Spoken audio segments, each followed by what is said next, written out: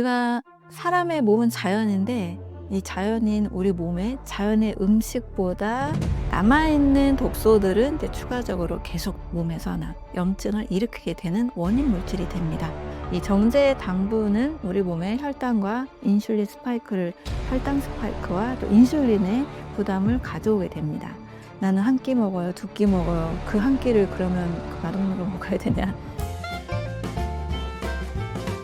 그럼 이제 우리가 이제 암이라는 것이 결과적으로 염증 때문에 생긴다고 봤을 때 우리 몸에 염증을 쌓는 일반인들은 잘 의식하지 못하지만 이런 것들이 정말 우리 몸에 독소를 넣는 거고 염증을 유발하는 행동들이다. 뭐 이런 사례들이 좀 있을까요? 아무래도 음식을 통해서 들어오는 첫 번째 원인, 요인이 되는 염증이 제일 좀 빠르다고 볼 수 있습니다. 우리가 사람의 몸은 자연인데 이 자연인 우리 몸에 자연의 음식보다 굉장히 가공된 음식들, 또 조리된 음식들, 튀긴 음식들 이런 것들을 좀 먹기가 쉽잖아요. 한마디로 가공식품, 제가 늘 강조하지만 죽은 음식이다. 또 음식이 아니다. 살아있는 음식을 먹어야 된다라고 이제 강조를 드리는데 가공식품을 통해서 우리가 영양소를 제대로 섭취하기가 참 어렵습니다. 또 가공식품 안에 들어있는 화학 첨가물들 때문에도 우리 몸은 계속 이 독소를 해독해야 되는 공경에 빠지게 되는 거죠. 독소 해독 능력도 간이 지치다 보면 점점 떨어지게 되고 남아있는 독소들은 이제 추가적으로 계속 염증을 일으키게 되는 원인 물질이 됩니다. 가공식품, 패스트푸드 이런 것들을 당연히 많이 섭취할수록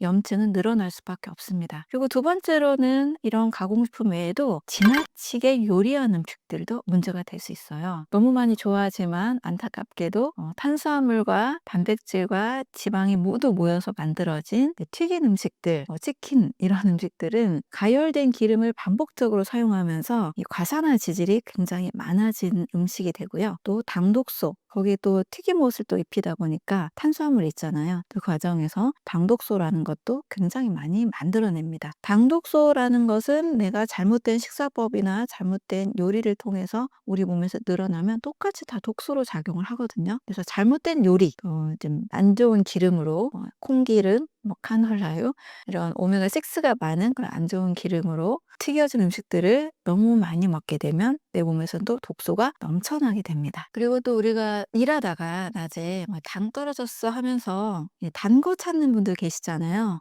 손쉽게 사탕이나 초콜릿을 드시기도 하고 아주 달콤한 음료수를 먹기도 합니다. 대부분 이제 정제 당분이죠. 이 정제 당분은 우리 몸의 혈당 스파이크와 또 인슐린의 부담을 가져오게 됩니다. 이렇게 혈당 스파이크가 정제당에 의해서 치솟는 삶이 계속 반복될 때 인슐린에 문제가 생기면서 또 염증이 굉장히 많아지는 몸이 됩니다. 당분은 그 자체로서도 오랜 시간 먹게 되면 우리 몸을 산성화도 시키게 되죠. 그래서 정제 탄수화물, 정제 당분, 또 혈당 스파이크를 올리는 음료수들 이런 것들도 다 염증을 많이 일으키는 원인이 될 수 있습니다. 무심코 우리가 그냥 밖에서 늘 식사하고 간식 그냥 아무거나 단 거 먹고 이제 이런 몸은 사실 굉장히 암에 취약한 몸이 될 수가 있는 거죠. 그래서 요즘 젊은암 굉장히 많이 늘어났잖아요. 또 젊은이들의 건강이 20, 30대의 건강에 매우 많이 안 좋습니다. 품과 또 손쉽게 닿는 그런 음식들, 조리된 음식들을 많이 먹다 보면 우리 몸은 당연히 살아있는 상태라서 살아있는 음식을 먹어야 되는데 먹지 못하니까 염증이 많아지는 몸이 될 수밖에 없게 되죠. 그런데 이제 현실적으로 이제 뭐 공장에서 나온 음식이 안 좋다, 뭐 그리고 뭐 튀기거나 뭐 이런 것들이 안 좋다 이런 얘기는 너무 많이 이제 나오고 들으니까 아는데, 진짜 내가 오늘 점심을 뭐 먹을까 고민을 했을 때 보면은 뭐 정말 뭐 좋은 데 가서 흔히 얘기하는 뭐 건강식 식당에 가서 진짜 먹으면 좋지만 뭐 가기도 또 귀찮고 혼자 뭐 가서 먹기 눈치 보이고 이러니까 뭐 편의점에서 뭐 김밥을 먹는다든지 뭐 라면을 먹는다든지 뭐 이런 선택들을 하게 된단 말이죠. 그런데 사실 그 한 끼 먹는다고 해서 그렇게 내 몸에 엄청나게 막 아프거나 이러지 않으니까 이게 정말 그렇게 심각한 문제인가? 이게 정말 그렇게 나쁜 건가? 이런 생각도 들긴 하거든요. 근데 그 말씀하신 관점에서 보면은 어떻게 보면은 내가 전체적인 금액은 작을지 몰라도 독을 어떻게 보면은 독소를 돈 주고 사 먹는 거니까 훨씬 마이너스인 거잖아요, 사실은. 이거를 이성적으로 알고 있지만 이게 당장 뭐 증상이 나타나고 이러지 않으니까 이제 그냥 편한 거, 싼 거, 뭐 그런 걸 찾게 되는 건데, 뭐 이런 것들 좀 어떻게 좀 바꿀 수 있을까요? 이걸 좀 인식을 좀 어떻게 바꿔야 될까요? 요즘 그래도 많은 분들이 건강을 좀 많이 관심을 갖게 됐어요. 그래서 뭐 혈당 스파이크도 체크하고 또 뭐 네 스마트워치를 통해서 활동량을 체크하기도 하고 이런 노력들을 하시는 분들이 또 많습니다. 또 러닝도 하시고 러닝 크루도 같이 만들고 하잖아요. 건강을 그래도 조금 관심만 가져도 이렇게 건강에 관심이 어느 정도 늘어나고 있는데 이와 함께 하루에 한 끼 정도는 저는 반드시 건강식을 하라고 강조를 합니다. 삼시세끼를 모두 다 건강식으로 하라고 하면 좀 어려울 수 있기는 해요. 근데 하루에 한 끼, 요즘 사람들이 "나는 한 끼 먹어요. 두 끼 먹어요." 그 한 끼를 그러면 그 맛없는 걸 먹어야 되냐 이럴 수 있는데 삼시세끼를 다 챙겨 먹긴 어렵더라도 아마 거의 대부분 두 번은 드실 거예요. 이 한 끼 정도는 충분히 건강한 음식을 드시고 한 끼 정도는 뭐 바쁘거나 또 밖에서 어쩔 수 없이 먹어야 되는 경우가 당연히 생길 수밖에 없겠죠. 그래서 그런 경우는 그렇게 드시고 대신 또 그 한 끼를 해독할 수 있는 심플한 방법들이 또 있거든요. 그래서 제가